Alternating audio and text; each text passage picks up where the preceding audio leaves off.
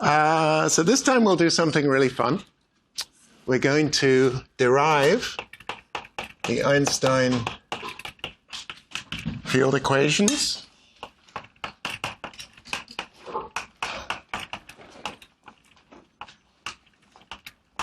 for gravity.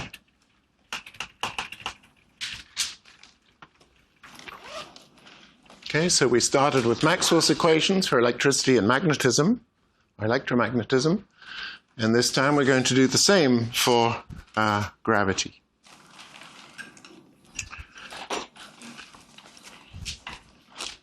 So let's recall the geodesic equation.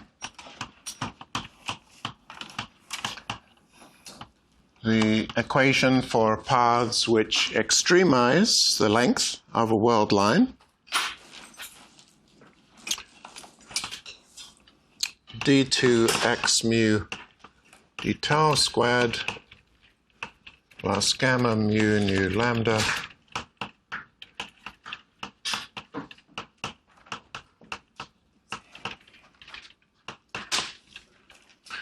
which was just that, where gamma is the connection.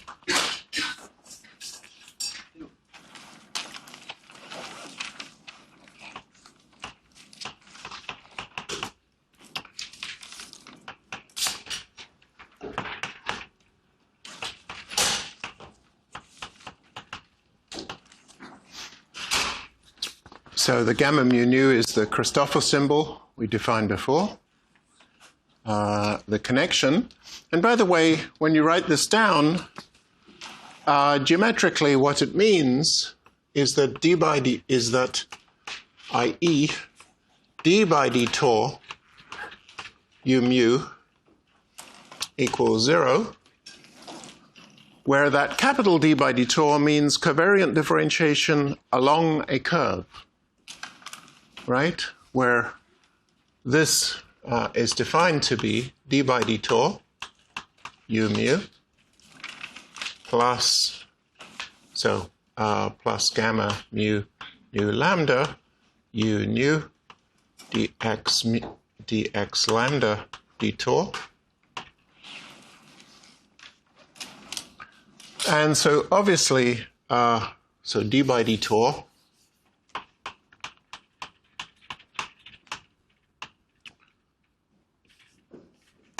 remember,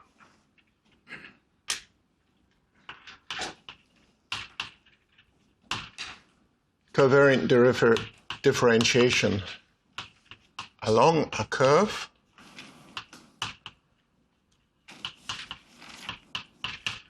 is defined this way, that we say something equals 0 if u mu is parallel transported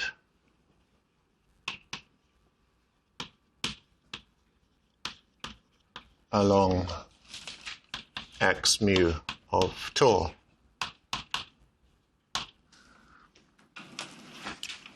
Okay, so obviously the geodesic equation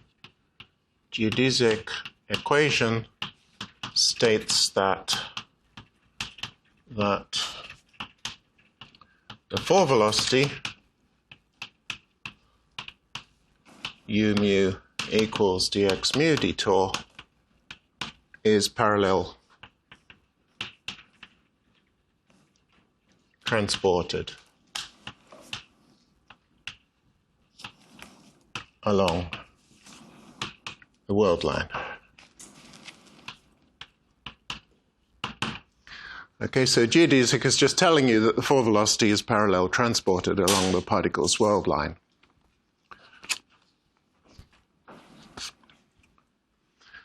Now, for massive particles,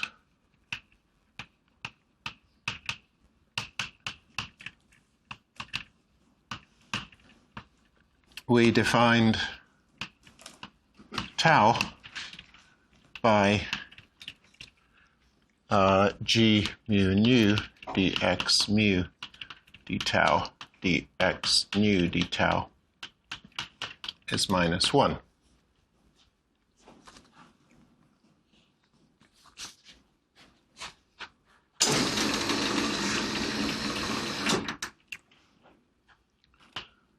one can check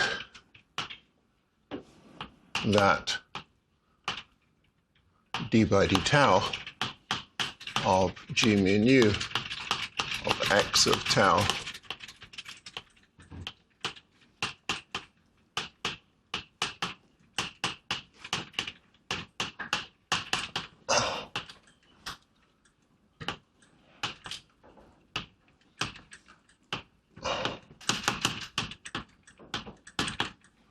So you can check that the geodesic equation implies that this quantity is constant along the curve. And so everything here is consistent. We have a constraint. This is called a constraint. And we have an equation of motion. And the two of them are compatible with each other. Okay, so when you pick initial conditions for the particle's position and for velocity, you have to ensure you're consistent with this equation. If you're consistent with that equation at some initial value of tau, then the evolution equation will preserve the relationship.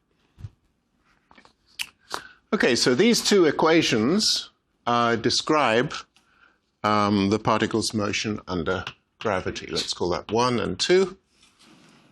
1 and 2 describe the motion of a test particle of any mass. I'll explain what test particle is in a moment. Under gravity. The idea of a test particle is that the mass is not big enough to really change the gravity, to affect the gravity itself. Okay, so, if I drop this piece of chalk, it's not really changing the gravitational field due to the Earth. And so the idea of a test particle is it's traveling in a fixed metric, not affecting that metric. But if that's the case, if the particle is not affecting the metric, then it really doesn't matter what the mass of the particle is. And you can easily see that because the action for the particle was just minus m times the length of the world line.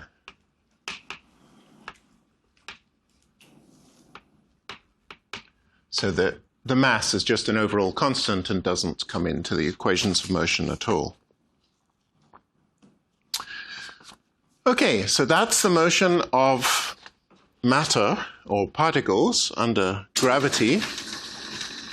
Let us now understand this equation in the Newtonian limit.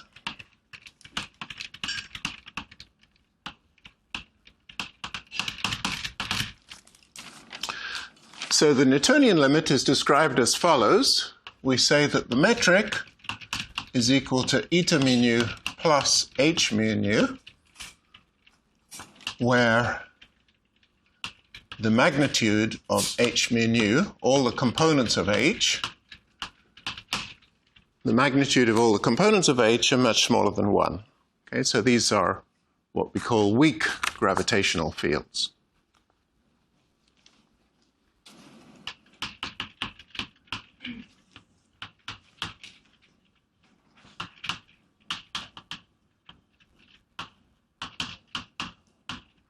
Okay, so the metric is nearly Minkowski space. There's just a small correction.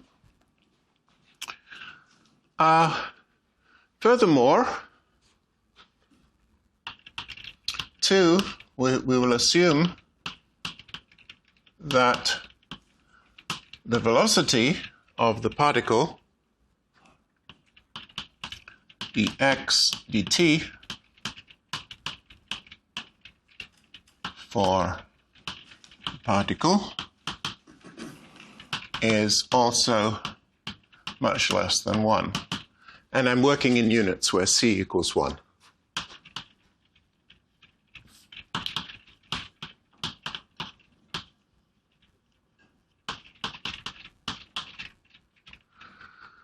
So the particle is very non-relativistic. So we've got a non-relativistic particle moving in a very weak gravitational field. And furthermore, we're going to assume that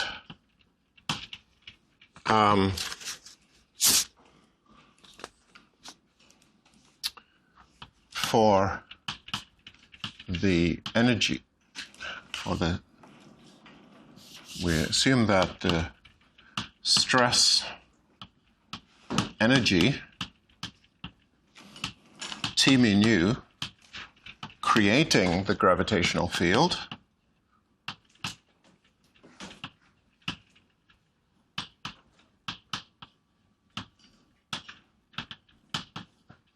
has Tij much less than T naught naught. Okay, now what does this mean? We haven't really discussed the Tij very much, but I did tell you that this defining property really of a stress energy tensor is that it's conserved. Okay, and this gave rise to the conservation of energy, that d naught T naught naught plus di Ti naught equals 0, for example. So the rate of change, this was the energy density, rho energy, let's call it, I think I called it rho E. So the time derivative of the energy density is the divergence of something. So rho E dot d by dt rho E was minus divergence of something. We called it J. And what this means is if I integrate this around some volume V, then d by dt, then ordinary derivative d by dt of integral d3x rho E is equal to minus this guy, and now I use the divergence theorem. So I've got some volume V surrounded by a surface S, and this is ds dot J. And this is the conservation of energy, because if I think of some volume, large volume, such that nothing is leaving or entering it, then the total, oops, it's hard to see that. Let me push that up. Think of some large volume where nothing is leaving or entering, then the energy inside the volume, which is that quantity, is going to be conserved. So if we stare at this equation, d naught T naught naught equals minus di Tij Ti naught. What this equation is telling us is that the change in the energy density at any point is just the flux of momentum density at that, is the divergence of the momentum density at that point. And furthermore, we have this equation, d naught T naught I is equal to minus dj Tj I. Right? That's just the I components of the equation on the top line. So this is saying that the time derivative of the momentum density is the divergence of something else. What do you think the something else is? You see, this is all about how you move things around in the world. If I want to move some energy around in the world, I have to have some momentum. It's the only way I can move. That's what the first equation is telling you. Right? If I have a lump of energy and I want to change the energy density, the only way to do it is to have some momentum so that this guy moves. That's the first equation. Here's my energy. This is my momentum. Likewise, if I have some momentum moving along, the only way to change the momentum density is to have this being non-zero. What is that quantity, the Tij? What is it physically? I mean, how do I get something in motion, right? I want this guy to be in motion. How do I get it to move? I push it. Okay, so the Tij are the forces. And that's called a stress tensor. Tij equals the spatial stress tensor. All right? And that's how we move things. We apply stresses. You notice these equations don't really constrain the stresses at all. The Tij doesn't obey any equation at all. You're free to put any stresses you like on anything.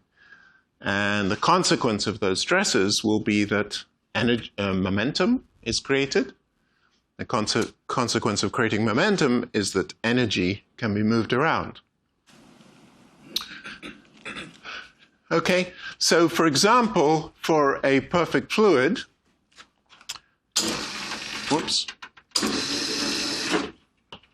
e.g. for perfect fluid in its rest frame, Tij is the pressure.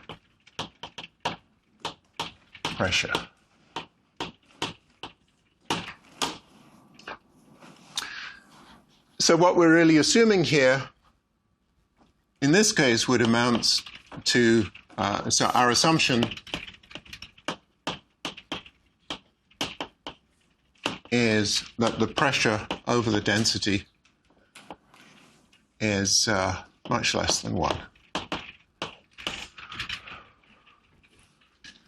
Okay, so in Newtonian theory, you generally neglect pressure as a source of gravity. And pressures in the real world are quite small.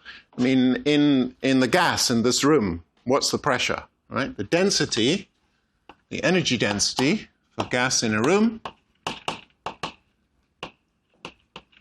the energy density is just the number density of particles, number per unit volume, times their mass, times c squared.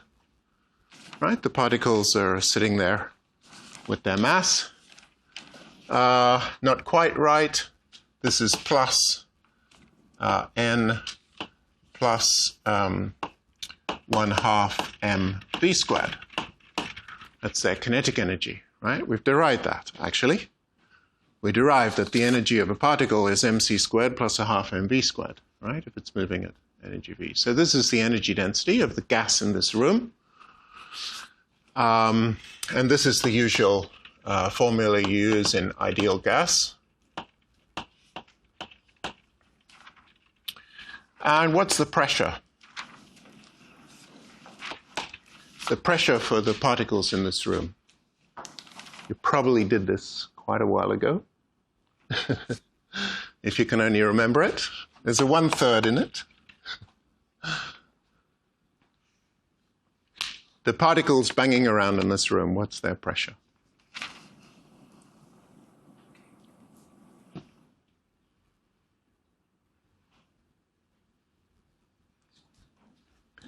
Do you maybe remember this?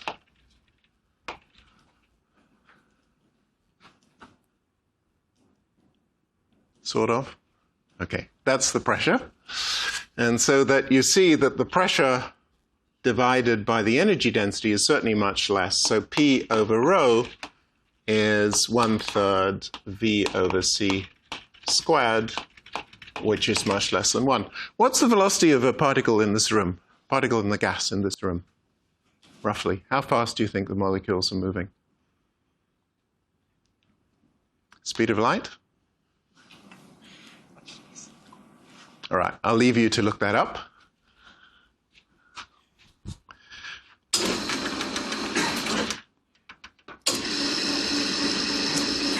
Okay, so we're going to study the Einstein equations with these 3 assumptions. Okay, so our idea, we want to look at objects like the sun. We want to look at smaller objects like the Earth. Right, that will be our test particle. and we want to see how does this move. If we can understand that, then we can do Newtonian gravity. Or this might be the Earth, and this might be a projectile. So we're just going to reproduce all of Newtonian gravity from geometry.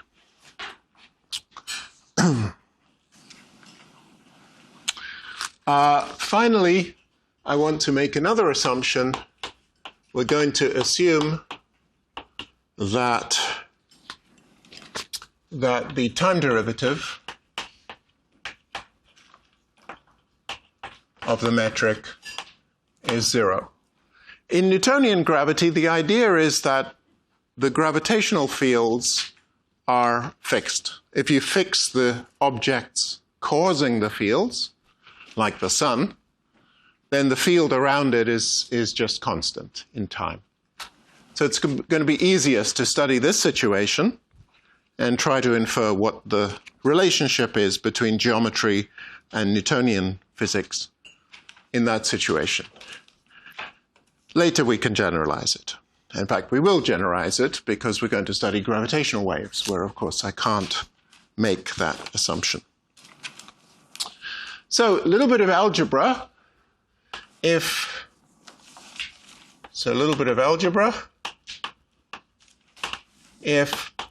G mu nu is eta mu nu plus H mu nu, what is G mu nu with upstairs indices? So just make a guess. Eta minus H. Eta minus H. Okay, so obviously eta mu nu minus H mu nu. Why? Well, the inverse of 1 plus x is basically 1 minus x. 1 over 1 plus x. Taylor series is 1 minus x, if x is small. What does this mean? So this was the definition of H mu nu, right? I just took G, so it's approximately, with downstairs indices, approximately eta with a little correction. H mu nu with upstairs indices, the only thing I have around is eta, so it must be eta mu alpha, eta nu beta, H alpha beta. So that's the only thing that really makes sense. And those etas will make sure you have the right minus signs. So we can check that. Let's check that. So eta mu nu plus H mu nu.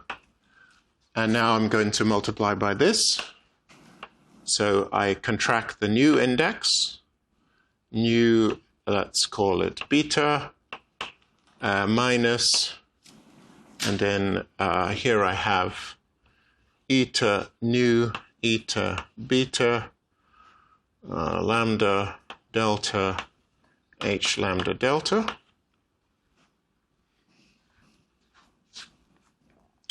And we only need to work to first order in H, because H is much less than 1. So obviously what I get here is delta mu beta, that's multiplying these two terms. And then I multiply this by that, and I get plus H mu beta. And then so that was this term, and then I multiply these two terms. Okay, so this will give me delta mu lambda. Delta mu lambda times H will give me H mu delta. And then I have H delta beta. So that raises the, H mu. This raises the delta index, beta. There's a minus sign. So this is 0 to order H squared. Okay, so that's the inverse metric, which we will also need. And then we have d tau is square root dt squared minus dx squared. Right, we're going to be using the geodesic equation, so we need to reinterpret tau in terms of t. And this is approximately dt times 1 minus 1/2 dx dt squared. So if the velocity is small, if v is much smaller than 1, this is approximately dt. So then the four components of the geodesic equation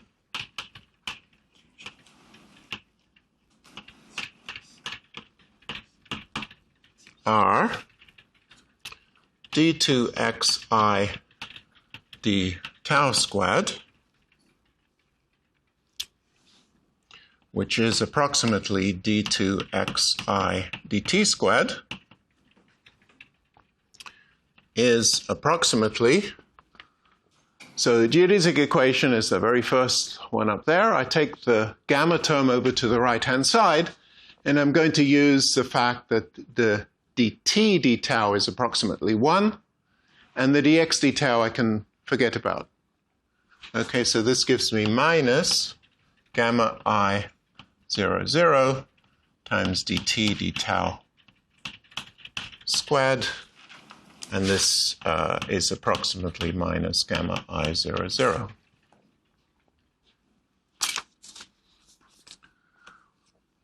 Okay, so this is my acceleration equation. This should be F equals ma for gravity. Here's the acceleration. Here's the force divided by the mass. And likewise, I have d2t by d tau squared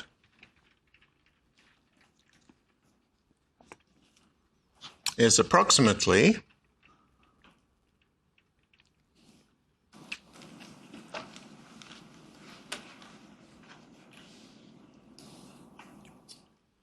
actually, let me just leave this as d tau squared. There's a little bit of a subtlety in changing from t to tau. So let me leave that as d tau squared.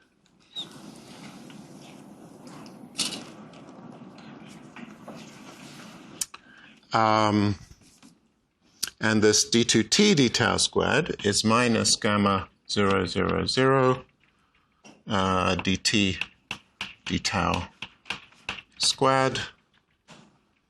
And so this is approximately minus gamma 0, 0.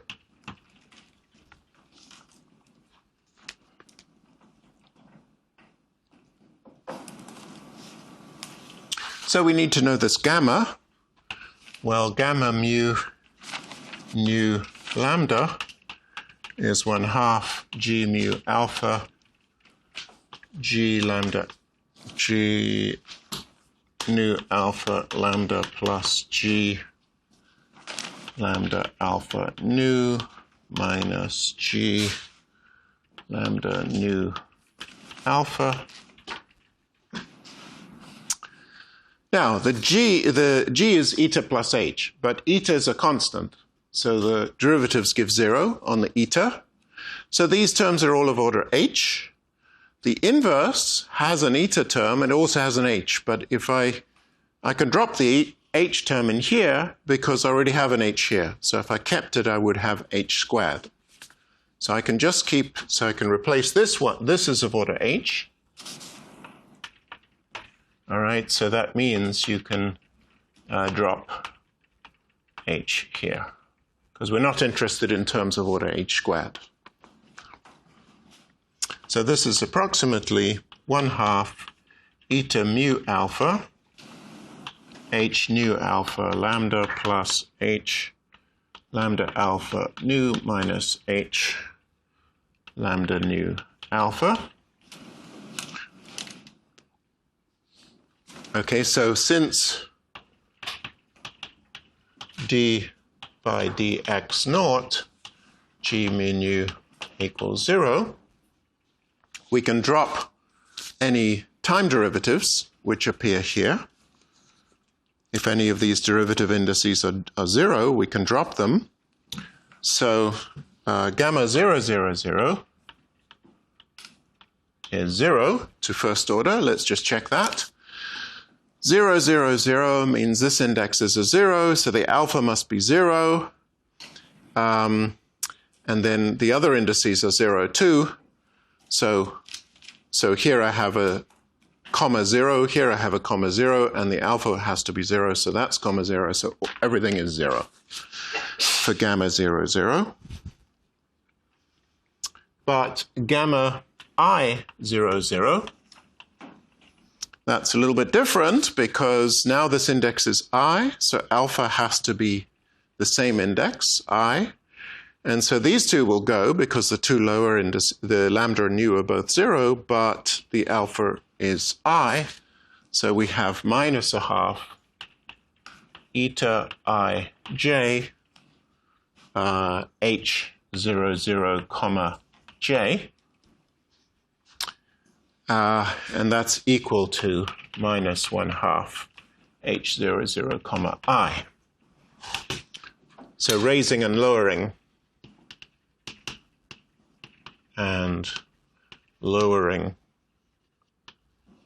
spatial indices does not change anything. Indices does not involve any minus signs.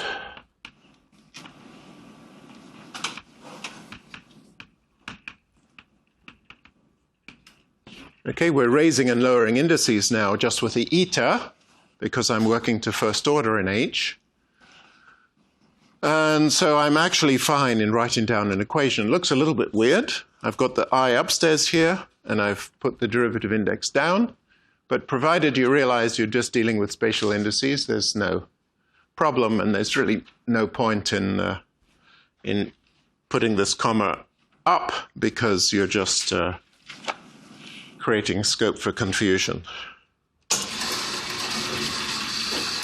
So what this means is minus 1/2 d by dxi h 0, 0.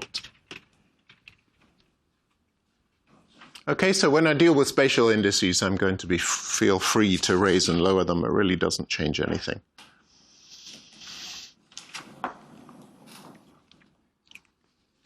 So, what do we conclude from this?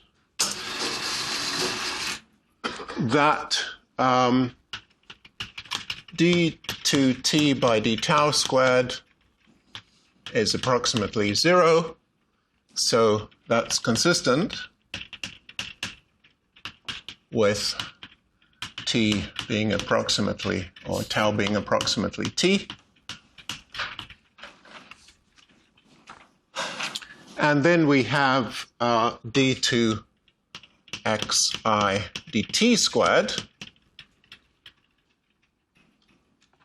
Well, actually, it implies, it's not just consistent, it implies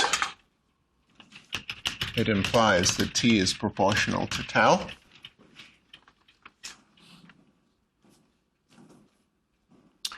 And in fact, it implies this. So it implies that dt d tau equals constant. Okay, so the second equation implies that dt d tau is a constant. Now, if I look at the first equation, then d2xi dt squared equals minus gamma I 0, 0.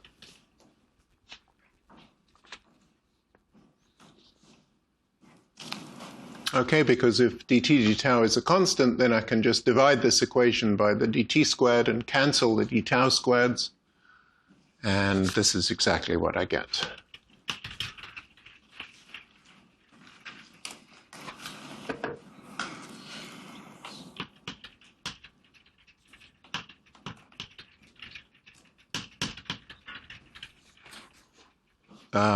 There should be a derivative there.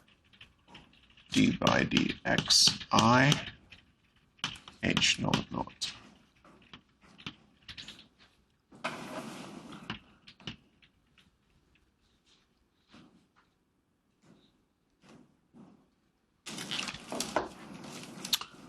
Or d2x by dt squared is approximately 1/2 gradient h 0, 0. So let's now compare that with Newton. CF Newton. We had m d2x by dt squared. ma is the force, gravitational force, which is given by minus the mass times the gradient of the potential. So in Newtonian mechanics, we take the force to be the gradient of the gravitational potential. The force is minus the gradient of the gravitational potential.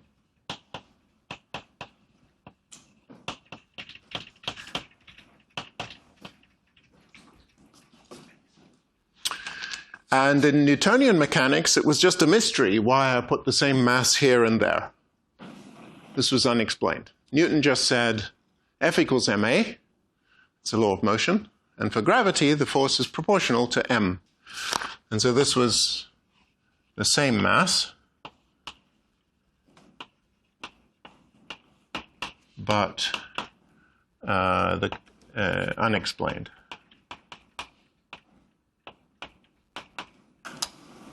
Okay, in Newton's theory, the force is proportional to the mass for some unknown reason.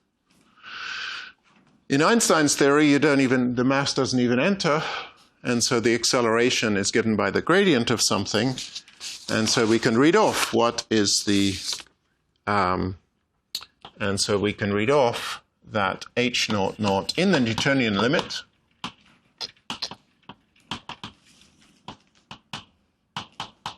and all we've really used is that mod h mu nu is much less than 1 and v over c is much less than 1, then h naught naught is approximately minus 2 phi.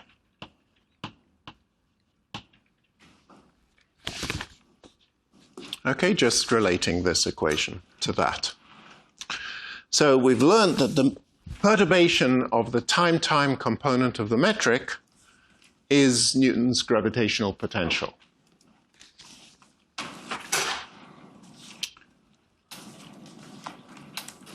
So for a mass m, like the Earth or the Sun,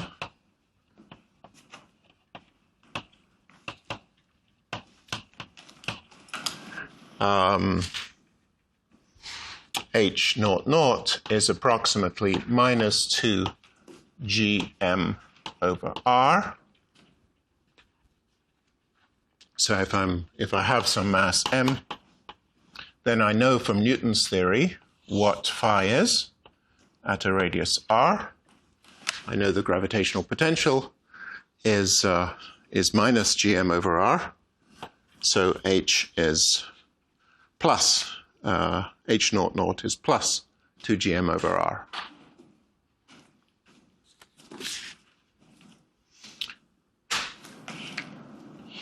Of course, we've cheated here because we just used Newton's theory to calculate phi, and I just inferred what the metric must be. But what I really want is an equation that will give this without cheating. I need an equation for the metric, and that will be Einstein's equation.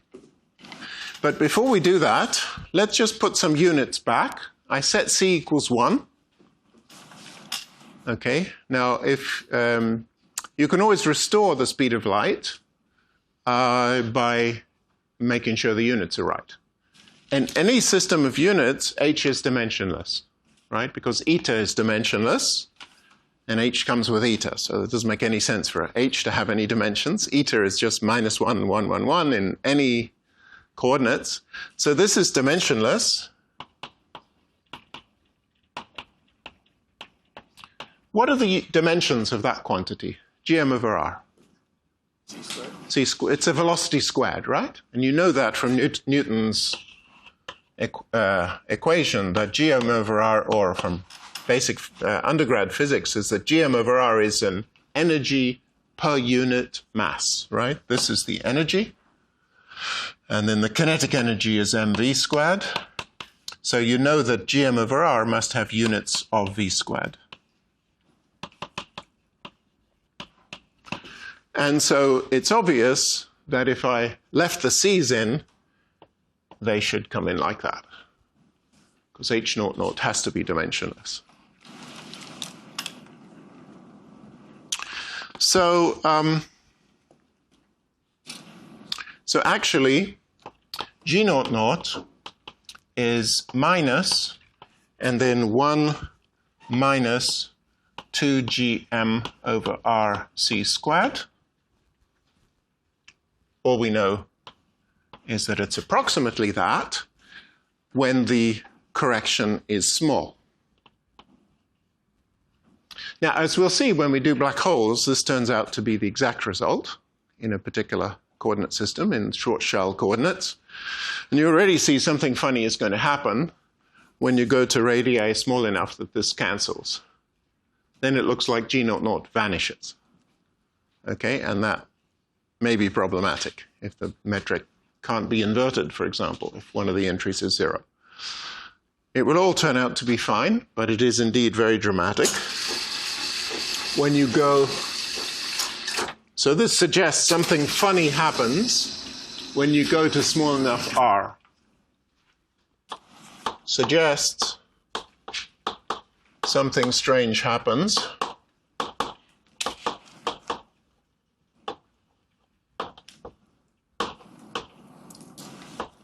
for r less than 2gm over c squared. This is called the short-shelled radius.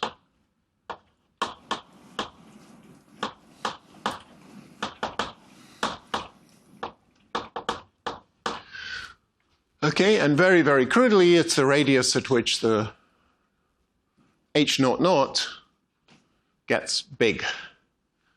And really interesting things start to happen. Okay, you're well away from the Newtonian regime. Okay,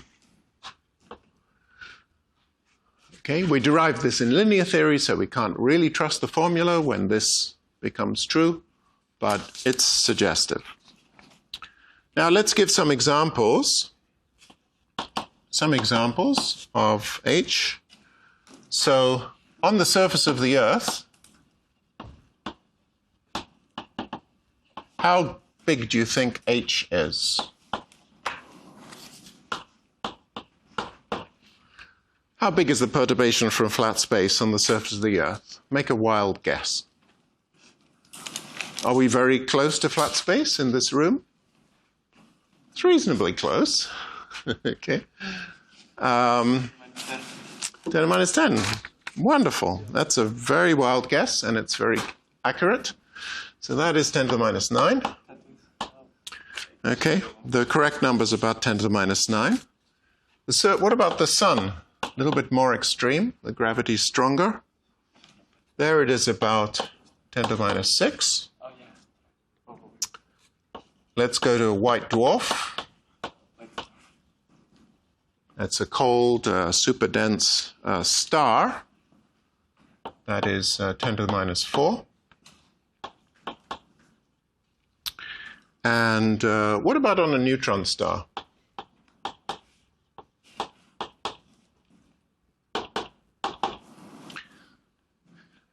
How big is h naught naught? Wild guess. 10 to the minus 1. 10 to the minus 1, yeah. And what about a black hole? 1. Okay, so you see all these objects in the universe, and as the gravitational fields get stronger, we get towards the regime where Newtonian gravity begins to fail. H naught naught is not a small number. And so it's pretty interesting. Even for neutron stars, you're going to see some very interesting deviations from Newtonian gravity. And as I said, that will be announced in less than a month's time. So I guess we can't wait.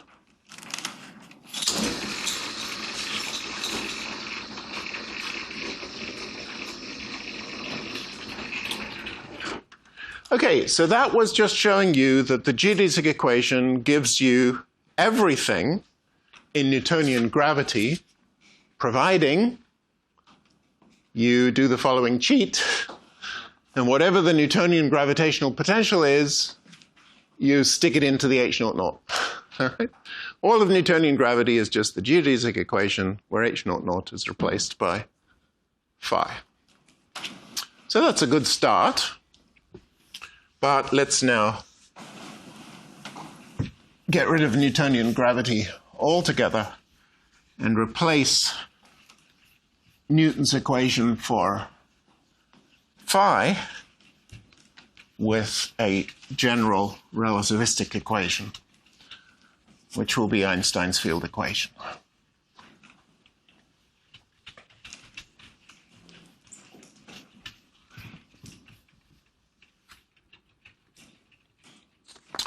So in Newton's theory,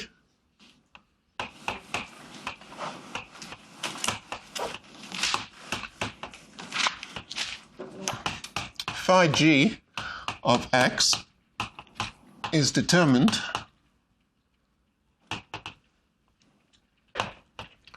by solving Laplace's equation, Poisson's equation,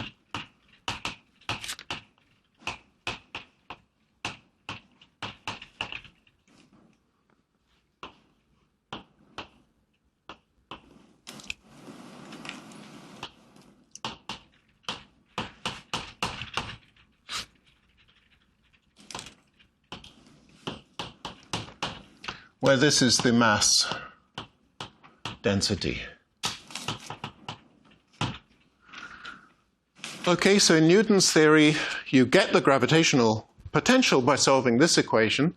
It's a bit like Maxwell's equation, but with a minus sign here. In one of, let me see. Yeah, it's a bit like the equation we use to get the electrostatic potential from the charge density. But here it's the mass density. And this is completely equivalent to saying phi is the sum over a set of particles of g minus g m x minus xi.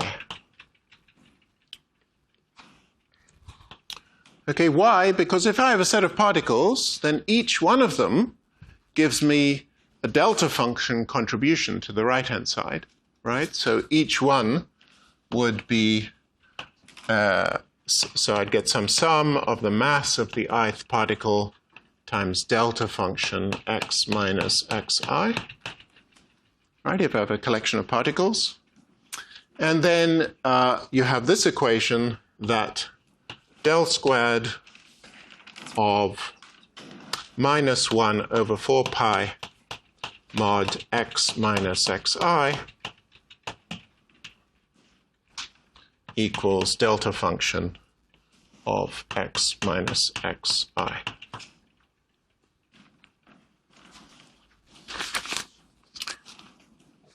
Okay, so this is the usual formula that Newton used, that particles' mass create this gravitational potential.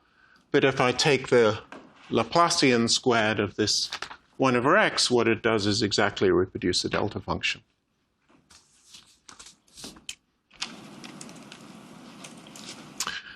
Okay, so this formula reproduces everything we want about the gravitational potential due to any mass distribution.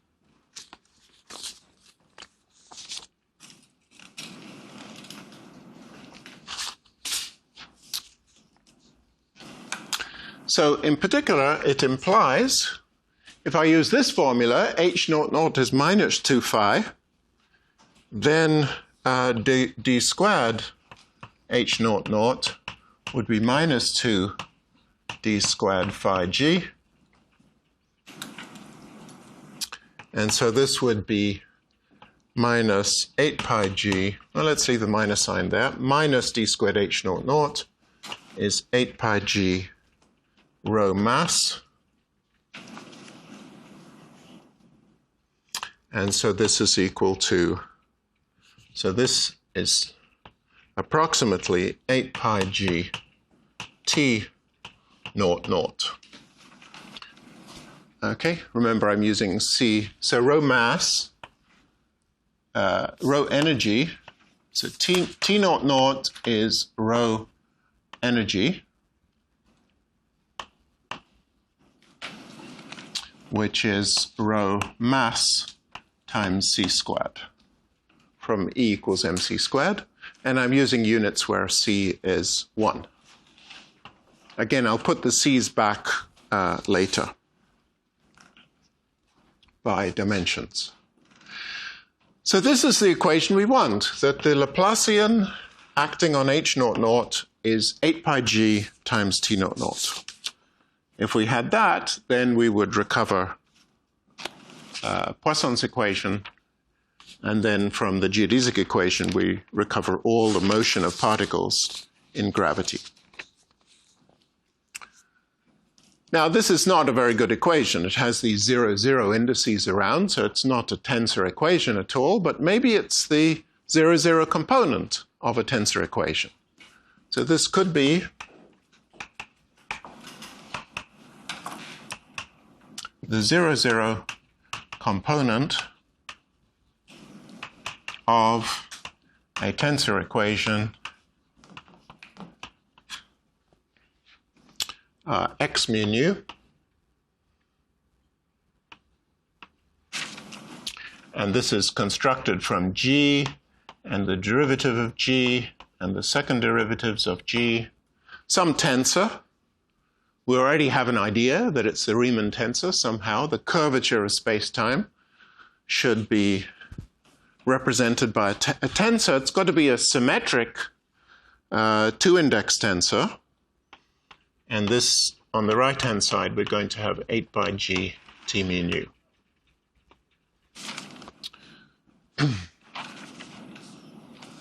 So you see how Newton's constant has come into this equation. Einstein's theory doesn't improve on Newton's in that sense. It just takes the same constant and puts it into the equation. But that's our guess as to the equation we want. So what we want is some tensor, x mu nu, constructed from the metric and its second derivatives, and up to second derivatives, which reduces to this quantity in the Newtonian limit.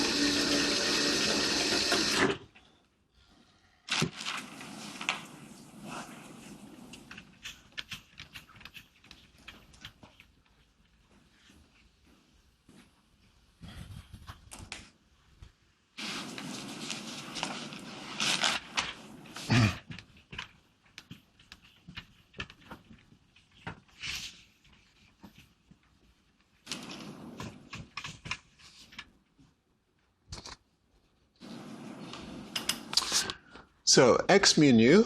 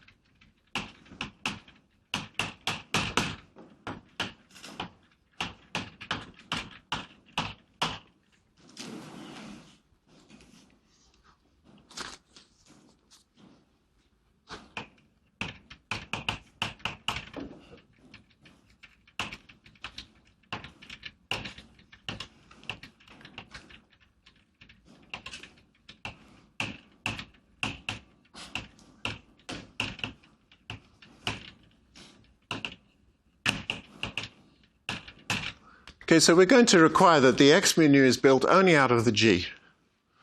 G, first derivative, G, second derivative of G. We don't want any more than second derivatives of G. Can you tell me why? Why do we want an equation which involves no more than two derivatives? Dimensions? Sorry? Dimensions? Dimensions, no. Isn't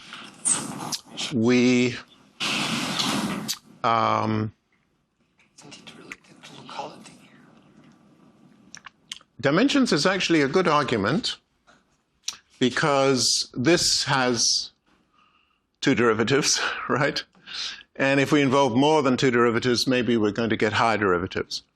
However, you could always imagine that you add dimension-full constants, right, with more derivatives. So yeah, it's a very good argument that the dimensions of what we want only involves two derivatives, so why introduce anything else? I mean, G was dimensionless. We want to write down something only with two derivatives. If I do anything else, I'm going to have to introduce a dimensionful scale, right? So I would write something like L, some new scale, times a gradient. That's dimensionless, okay? So it will be a bit arbitrary. And in fact, that's what string theory does. So string theory introduces a new length scale, and the resulting Einstein equation is not Einstein's equation. It has extra terms like that. There's another reason that when you write down equations with more than two derivatives, very often they have instabilities. Okay, physics, for some reason we don't fully understand physics. All the equations of physics are only expressed in up to second derivatives. And there's a theorem called Ostrogradsky's theorem. And I encourage you to look it up. I always assumed this theorem was some very modern and powerful mathematical theorem until I looked it up. And when you looked it up, I think Ostrogradsky was working in the 1830. Okay. In Hamiltonian mechanics. Is some Russian doing Hamiltonian mechanics in 1830, and he proved that if you have more than two derivatives in the equations, then generically you have instabilities. You certainly have a lot more solutions because now you have more derivatives. More derivatives gives more arbitrary solutions, and in general that's dangerous. Okay, so anyway, this is consistent with being minimal. Clearly, we need at least two derivatives because of dimensions. So let's try and get away with the least we can possibly get away with.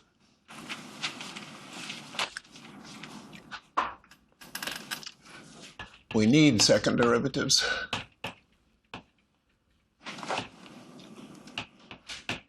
By dimensions. Well, we obviously need second derivatives because they're there. We obviously need second derivatives because this is G.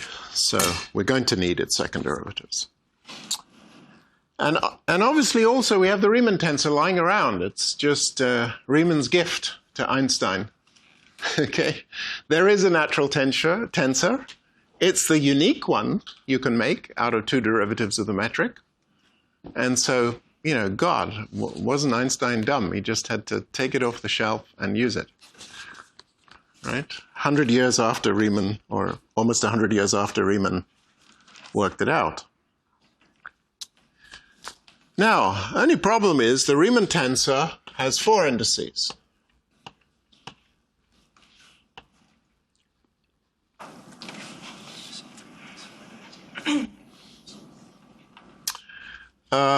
Now, my only problem is I have to remember the definition of the Riemann tensor.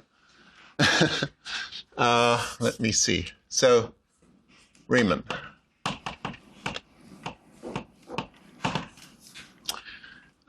Basically, we defined it. You'll have to remind me of the sign. But we defined it by taking the commutator of two covariant derivatives on a vector. And if you remember, that's obviously a tensor, because the whole point of the covariant derivative is it takes a tensor to a tensor. What is not so obvious is that all the derivatives of V cancel, at least when the connection is symmetric, when there's no torsion. All the derivatives of V cancel. And what we're left with is this. If I have the sign right, you'll correct me. So these are the two derivative indices coming last, and then we have sigma lambda. Sigma is down here. V lambda. Is that the right? Did I get that sign right?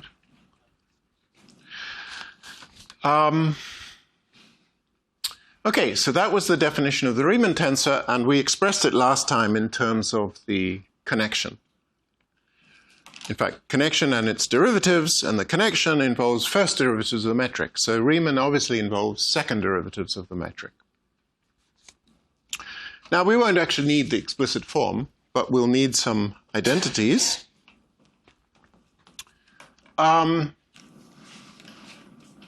In fact, before doing that, let's just make a couple of guesses as to what x mu nu is.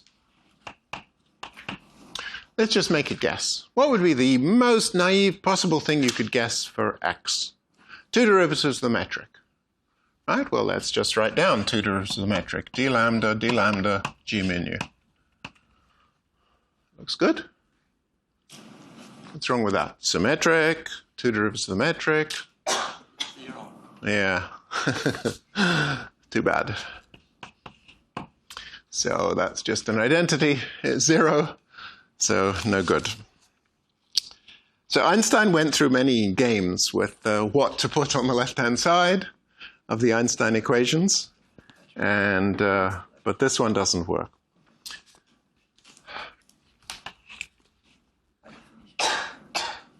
What we want, so remember what we want is that x mu nu should be 8 pi g t mu nu.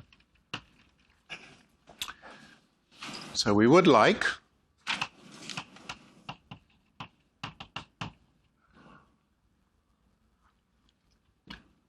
the field equations. We would like to write the field equations as, okay, where x depends only on g.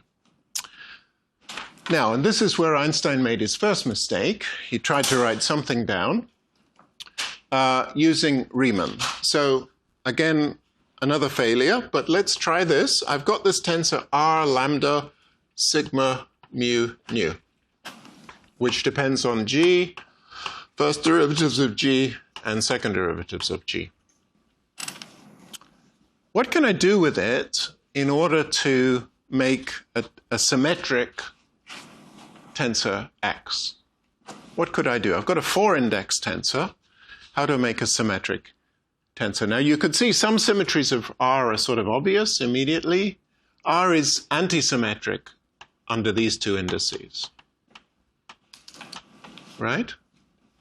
So I cannot contract that with a G because this is antisymmetric. So I can't contract these two with a G, otherwise I'd just get 0. But what I can do is contract those two indices, this with that. And so this is R sigma mu. And indeed, it does turn out to be symmetric. This is the Ricci tensor. I mean, if what Einstein did was easy, what Ricci did was extremely easy. Riemann gave him the tensor and he just put a G there and got it named the Ricci tensor. Okay. He did a lot more, of course. I'm just joking. But so this turns out to be symmetric under sigma goes to nu. I'm not going to prove that. That's proved in all the textbooks, that if you work out the Riemann tensor, it is symmetric under those, or this contraction of it is symmetric. In fact, it's also in the printed notes. There's a proof of that. So the first thing Einstein did is just put x mu nu equals r mu nu. Okay, this turns out to be wrong as well. Einstein's first attempt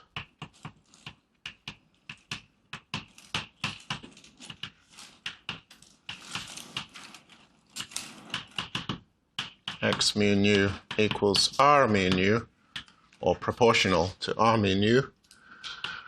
This was wrong. And there's a famous photo of Einstein next to a blackboard, and on the blackboard is written the Einstein equation except with r mu nu instead of g mu nu. So I'm sure he wanted to get that expunged from the history books, but it was too late. So there was a furious debate, and then he corrected it. But let me show you the correct version.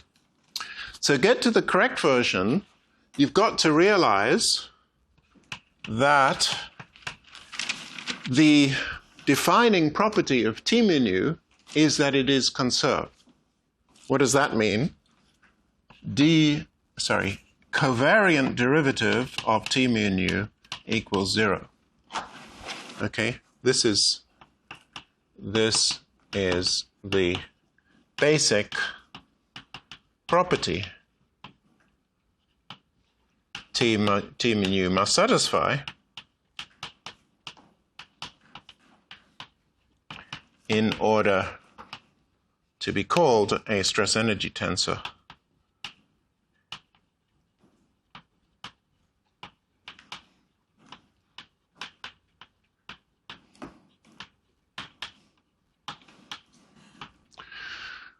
Okay, so if my T mu nu satisfies that equation, the covariant derivative of 0, that's enough to ensure that in any local coordinate system where g equals eta, or just in the neighborhood of a point where g equals eta, and the first derivatives of g vanish, so the connection vanishes, near such a point, this is just reduces to the ordinary energy momentum, ordinary stress energy conservation equation in flat space.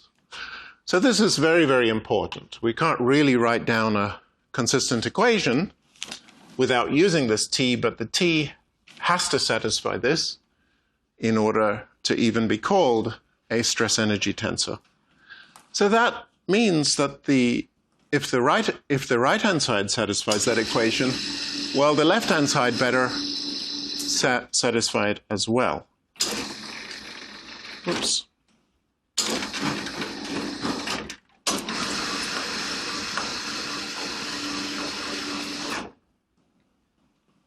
So if we're going to set something equal to the right-hand side, we have to ensure that its divergence, its four divergence, is also 0.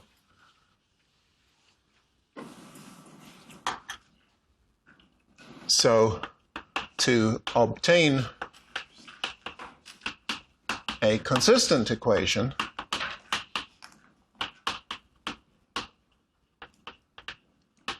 we must have d mu of x mu nu equals 0 as an identity.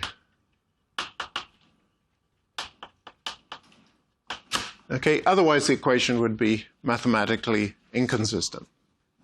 We certainly don't want that. So the question is, can you make a tensor out of the Riemann tensor which satisfies this equation? And I think at the time of Einstein's work, I'm not sure the answer was known. I'm not sure anybody had particularly phrased that question. And so he had to play around with the definition of the Riemann tensor and try to find this x. And the x he found is called the Einstein tensor. Okay, so how do we do this? We start from the Bianchi identity.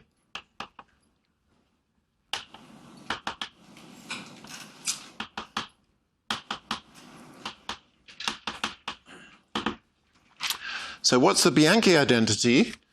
The Bianchi identity follows from the fact that whenever you have covariant derivatives, you can write down an identity involving 3 of them.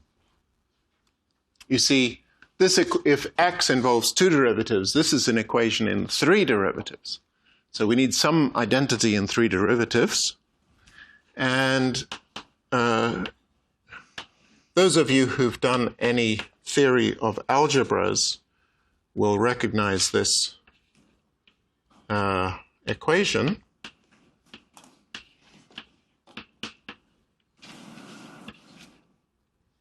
It's like the identity. I'm not sure what.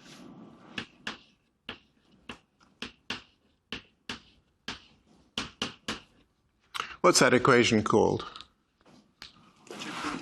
This is the Jacobi identity.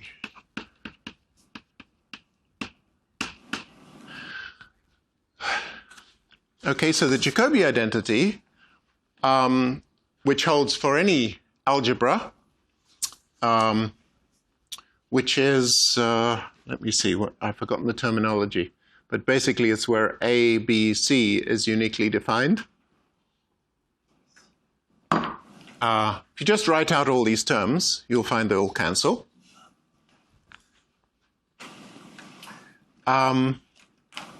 So we can start from this, and from here, all I do is introduce a vector. So let us introduce some vector, v sigma.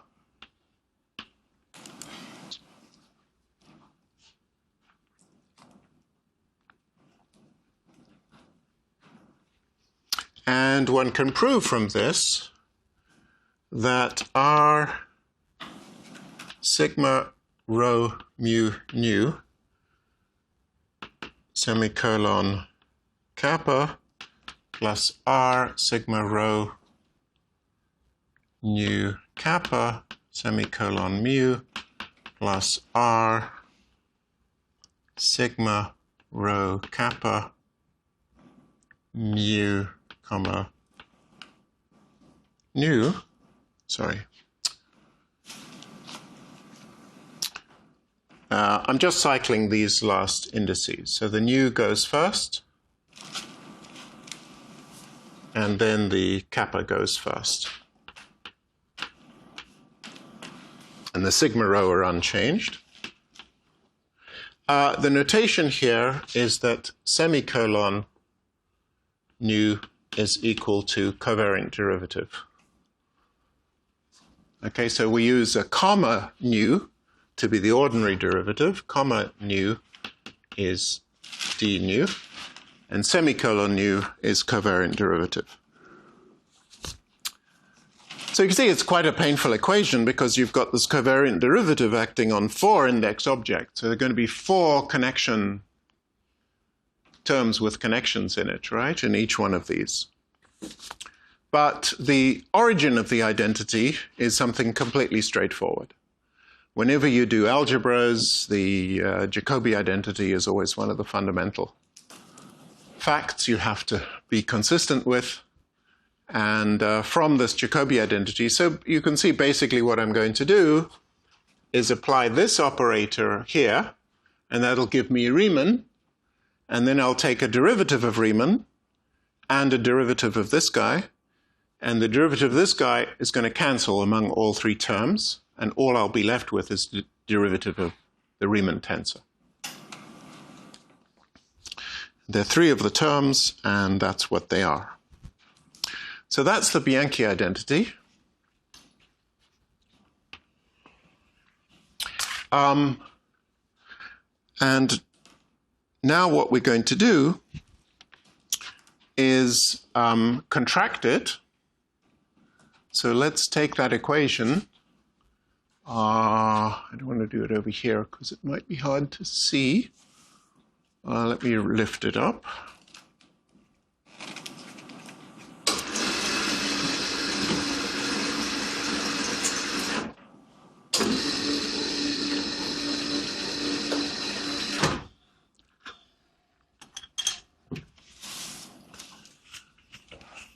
So what I'm going to show you is that straight from the Bianchi identity, we can construct a tensor X, which is covariantly constant, that the covariant derivative of it is 0.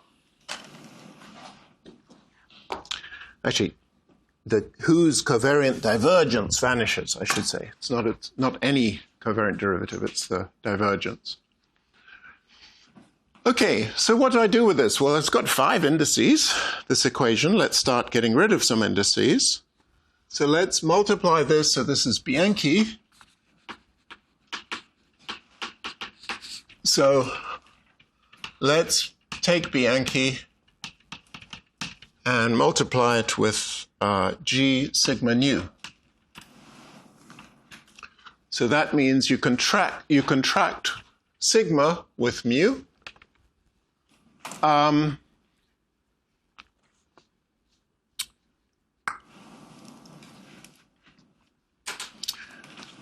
what you can use is that the covariant derivative of G is 0, right? That was metricity.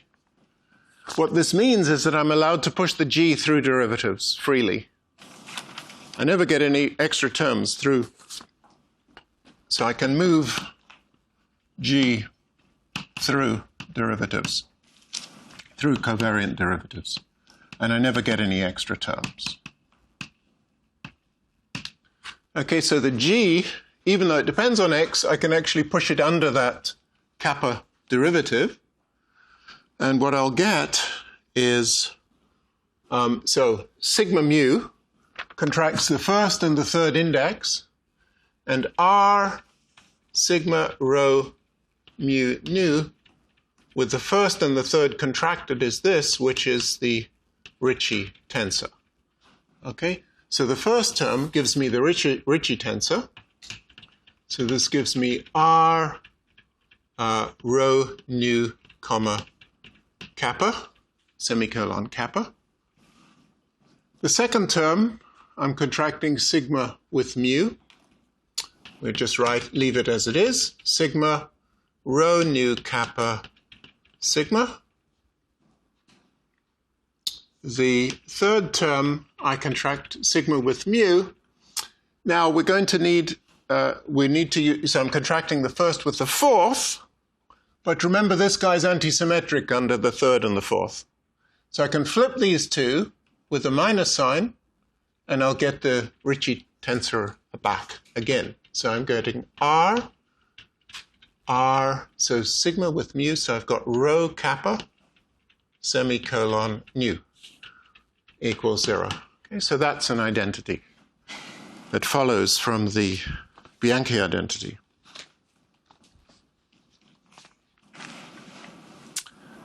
Well, that's better, because I only have 3 free indices. But really, what I want is an equation like this, with only 1 free index. Right? So I just do another contraction. So let's multiply this time with G nu rho. So remember, R mu nu, or R sigma rho, was defined to be R lambda sigma rho. That's the Ricci tensor. If I contract this with a G, I can make a scalar. G sigma rho, R sigma rho. This is called the Ricci scalar. So Ricci got credit for 2 things by doing the same thing. Okay. All right. So if I contract R with G, so as I explained, the Ricci tensor is symmetric under rho and nu. So I contracted, I get R in the first term. I can bring this G under the derivative because it is covariantly constant. And then here, G nu rho, again, I'm contracting these two. Now I've got to use a symmetry of R that I haven't derived, I'm afraid, but we're going to have to use that R sigma rho nu kappa is equal to minus R rho sigma nu kappa. So the Riemann tensor is antisymmetric on the second two indices and also antisymmetric on the first two indices. Okay, that's derived in the notes.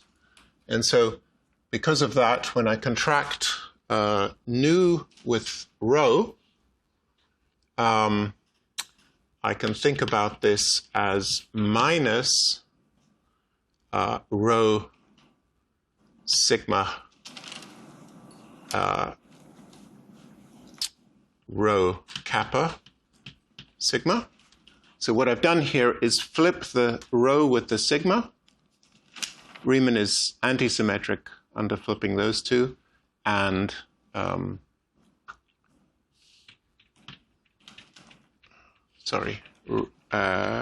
nu with the rho, yeah, so that's like nu with nu kappa sigma, and this is Ricci tensor sigma kappa sigma. I can prove these symmetries.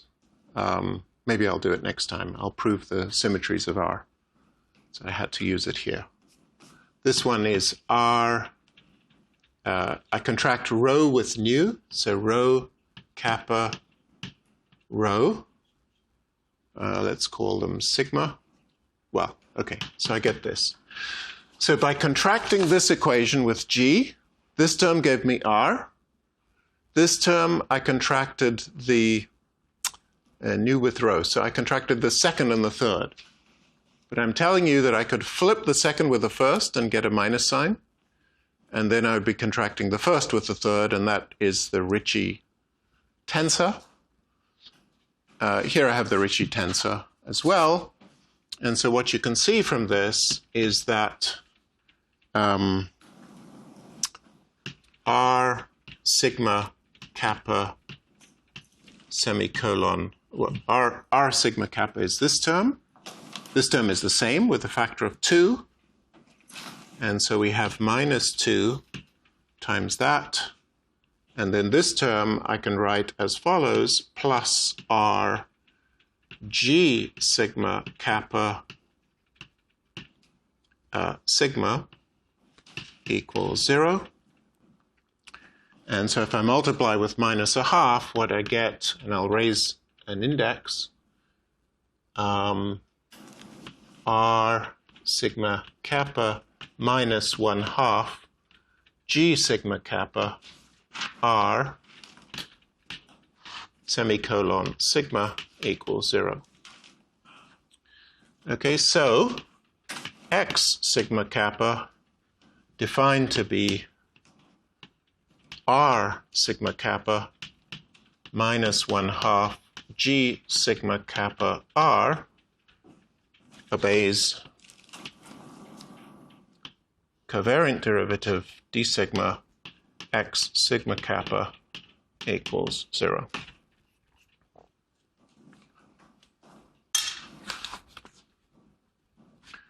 Okay, so I had to use one fact there, which is that the Riemann tensor is antisymmetric under the first two indices as well as the second two indices. That's not obvious, and I'll show you how to prove that next time.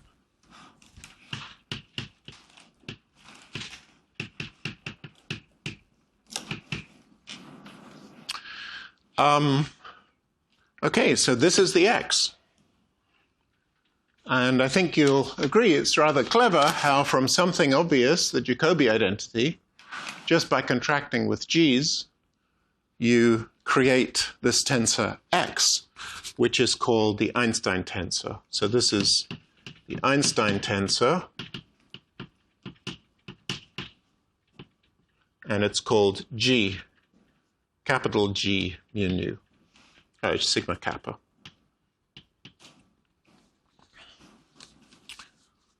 So now we have a candidate equation which has a chance of being mathematically consistent.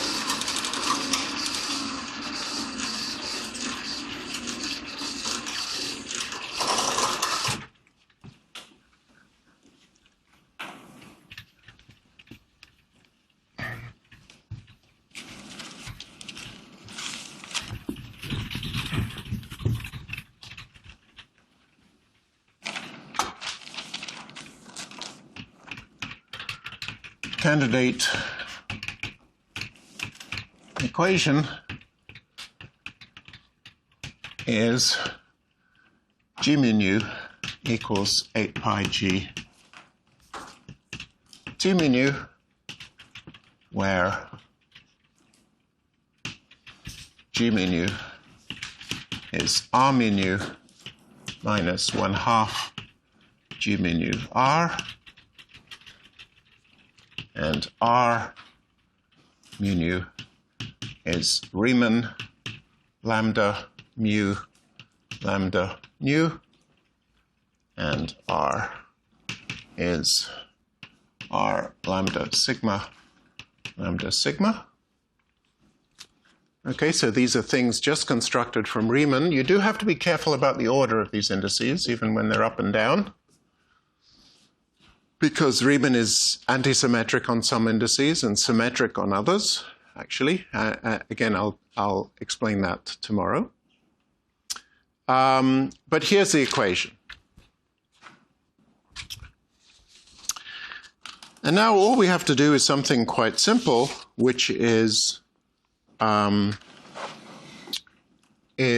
determine, you see, let's put, what do I call it? Let's call it A.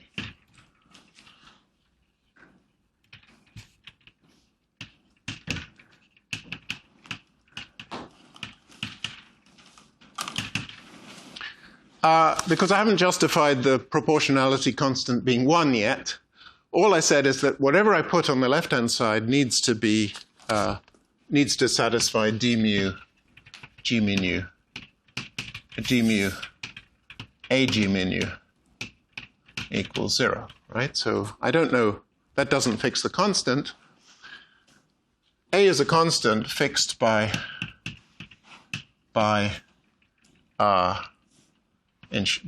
checking that the left-hand side,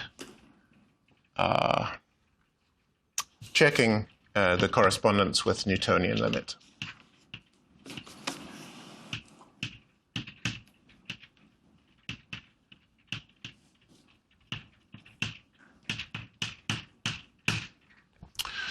Okay, we've not argued for that constant, but luckily we've done enough to actually figure out the constant, almost enough, because we know the relationship between grad squared h naught naught and rho, and that'll be enough to fix the constant. So let's see. I don't know if I'm going to have time to do this. I think rather than rush, I will do this tomorrow morning. So tomorrow morning we will fix that constant A. In fact, A will turn out to be 1, and this equation will reproduce exactly del squared h naught naught is so h naught naught is minus 2 phi, and so it'll turn out that did write this down somewhere. Can't see it because of the light. Yeah, minus del squared h naught naught is 8 pi g t naught naught. Okay, and so the left-hand side will equals this if a equals 1.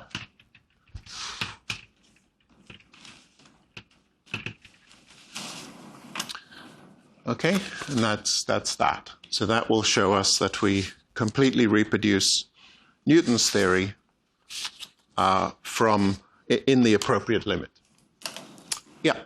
Just to be abundantly clear, that the Jacobi identity, that expression is equal to 0, right? Yes, that is identically 0 for any algebra which satisfies this.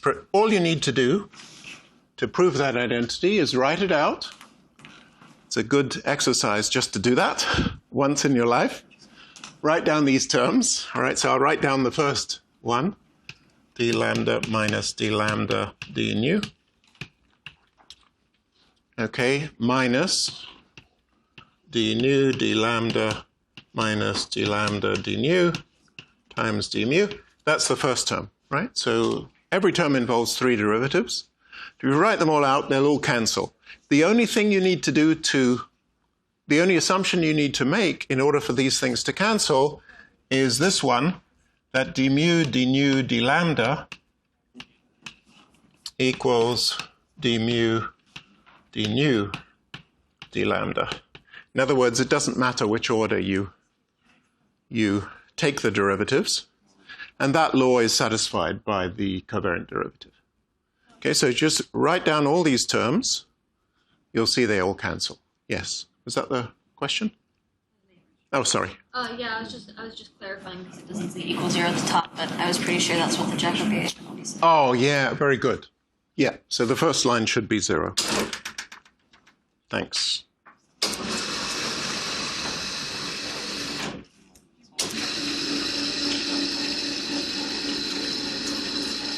The Jacobi identity is that this is 0.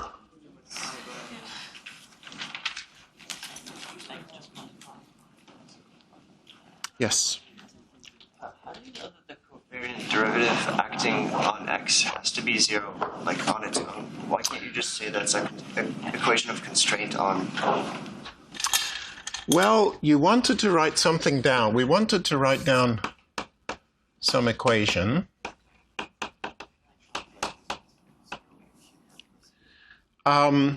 We want to write down this equation, and the idea is the following. You see, go back to John Wheeler's slogan. Matter tells, or energy tells space how to curve. That's what this equation is doing. So this measures the curvature of space. And space tells energy how to move. That's the d mu t mu nu is 0. So whatever we want this t mu nu, when we work out these equations, this should be 0 by the equations of motion of the matter in any space-time metric. So you imagine the fixed metric, and I use the equations of motion for the matter. They should imply energy and momentum are conserved, right? So you want this to be true for all g, right? So it doesn't matter what the g is. So now you look at this equation. Well, if this is true for all g, and this is not true, if this is not true, you just have an inconsistency. You got something non-zero is something 0, right? So you could say, why do I insist this be true for all g? And that is the equivalence principle. Because the equivalence principle says, take the laws of flat space-time physics, and in flat space-time physics, you always have an energy-momentum tensor. And when you go to curved space-time, all I do is stick g's in where I had eta, and I change this derivative to covariant. That's the equivalence principle. So flat space-time physics becomes curved space-time physics. What I mean is, why can't you just say that covariant derivative acting on x equals 0 is just another equation of motion? No, because it's just inconsistent. So I'm saying if I use the equivalence principle to define how matter moves in a metric, then automatically this is 0 for all g. Now you're telling me what happened if I introduced a tensor there where this is 8 pi g, the field equations, right, where this is 0. I'm insisting this is 0. That's how I put matter into a curved space, by insisting this is 0. But you're telling me this is not 0. Well, you just got an inconsistent equation. So you can't have 0 equal something non-zero. Otherwise, you're out of luck. So yeah, it's really the equivalence principle, insisting that the matter follows the equivalence principle. The equivalence principle says replace eta with g, derivatives with covariant derivatives, and that's it. And whatever equation you had before has to still hold. Yeah. Why do you call it an inconsistency instead of? Why do you call that an inconsistency instead of? Well, if I have something non-zero equals something zero, that's an inconsistency. Instead of requiring that a solution satisfies this property. No. If something non-zero equals something zero, so you see, I'm saying for the right-hand side, whatever G is, it has to be zero. That is how you define the matter in a given metric. Therefore, whatever G is, the left-hand side has to be zero. Otherwise, you have an inconsistency. You're solving for x, right? I'm not solving for x. I'm solving for G. I mean, x is a quantity depending on G. X depends on G. Right? So, whatever G is, the right-hand side obeys this equation. It therefore follows that whatever G is, the left-hand side has to satisfy this equation. Otherwise, it's inconsistent. I just don't see why I need to pose that in the level of the equation instead of in the level of the solutions.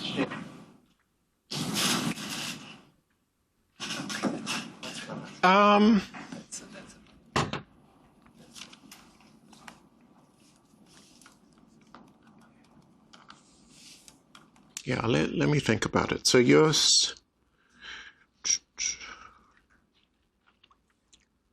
So let me put it okay. So what you're basically saying is that there might be so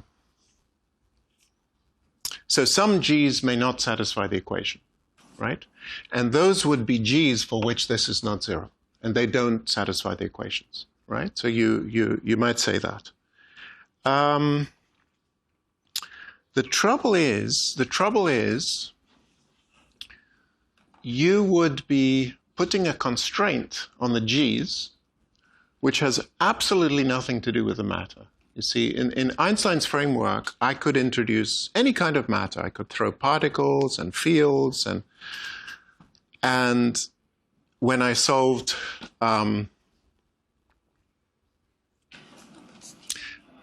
so what I'm saying is that by imposing such a constraint, I mean, you would be saying that there are certain G's which are not allowed. In Einstein's theory, that is not true. Any G is allowed, in principle, but it depends on the matter. So you're sort of throwing in an extra constraint, which would be very, very artificial.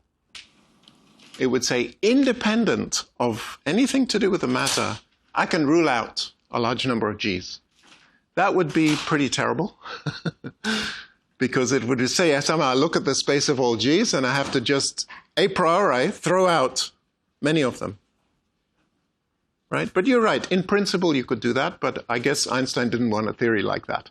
He wanted a theory which, in principle, allows almost any G, and then the G is fixed by the matter.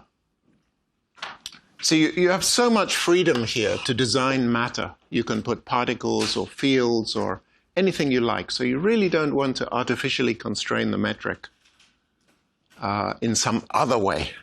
You want the matter to determine the metric. You know, otherwise you could not really argue that energy tells space how to curve, because you had some other equation that told space you cannot curve in this and that way. You don't want that. It's really just the energy tells the space how to curve.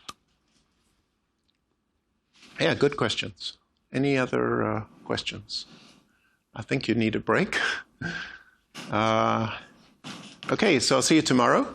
I'll tell you a little bit more about the Riemann tensor and finish this derivation.